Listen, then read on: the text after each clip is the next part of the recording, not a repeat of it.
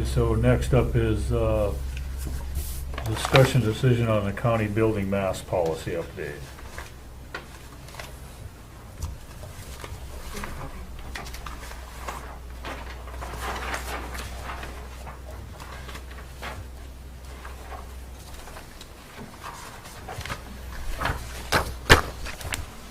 All right. So this policy was uploaded to our our website, so that people had opportunity to view this before today's discussion. We do have copies here for anyone that would like a copy of it.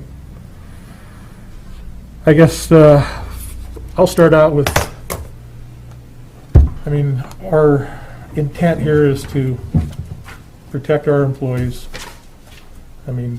We have an obligation to protect our employees. That's our job.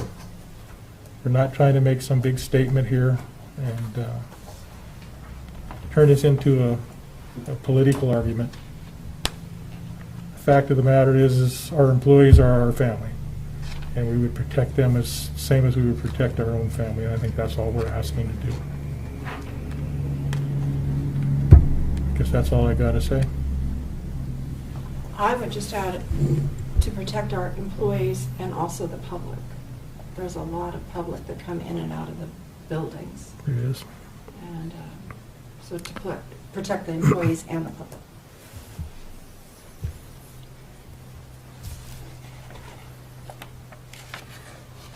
And I think the one thing that's in here is the county commission provides this policy to continue its responsibility to provide a healthy public workspace for its employees, citizens, and persons who access the county facility. Although a lot of people don't agree with the policy, the problem is it's not whether you agree with it or not. It's we're trying to keep our offices open so that we can supply services to our constituents. And most of our offices can realistically work from home. However, the clerk and recorder's office can't work from home because they are tied into a state secure system, so they have to do all their work from the courthouse. If one person gets sick in there, we're in a 14-day shutdown for quarantine again, possibly a 7. Hopefully, as people get the vaccination, we won't have to worry about that. But the main part of that is to try to keep the building open so we can conduct the business that we're supposed to conduct. And there's also a portion of this policy that addresses people that have an underlying health condition. If they are unable to wear a mask, we've taken that into consideration.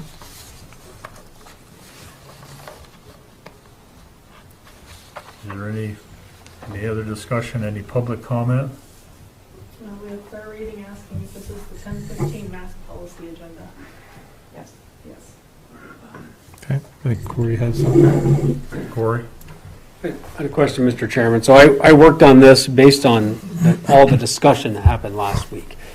And I guess I just wonder how you would plan to address, well, one, Commissioner Folkward already addressed it. If someone says, I have a health condition, I can't wear a mask, the language says here, we use these measures as consistently as possible, but may be modified as dictated by common sense and needs of the public.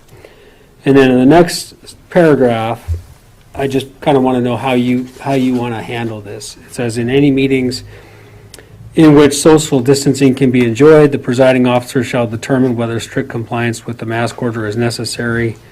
In all cases where persons are speaking or communicating less than 6 feet apart, they shall utilize the mask or otherwise divert airflow as a matter of courtesy. So if we were in this meeting and we had someone sitting in my chair and they were far away from everyone, would it be a common sense policy to say wear a mask when you enter and leave, and if you're 10 feet away from people, you can remove it? Or I just want to know, because obviously that situation is not hypothetical, and I want to know how people can expect to handle something like that. I guess one of the big unknowns is and nobody can answer this question, is the people that are asymptomatic. They feel good, they show no symptoms, and in their mind, they're good to go. But for those folks that may have an underlying health condition that they're worried about, I know I'm one. I know this gentleman sitting next to me. We're concerned about that. there's no need for us to be exposed to a potentially deadly virus that could cause us harm. So if people, we take them at their word, we hope that they're honorable. They say they have an underlying health condition, they can't wear a mask. We'll honor that. And I guess that's how I feel about that. I would agree with that completely. And I would also hope that the general public coming in to pay their taxes or get their driver's license or license plates or whatever would be respectful and kind to the county employees. They're doing their job. They're working for you. Please don't harass them or give them your opinion about the mask. I hope people just wear a mask, do the business, and leave. The other thing is, it's not going to be here forever. We're going to have this vaccination clinic shortly. That's 400 people, and I think they're planning to actually have another one. So I think once we can get through this list of our folks that are at the, that can be potentially harmed the greatest, I think that we can feel confident, maybe starting to relax that a little bit.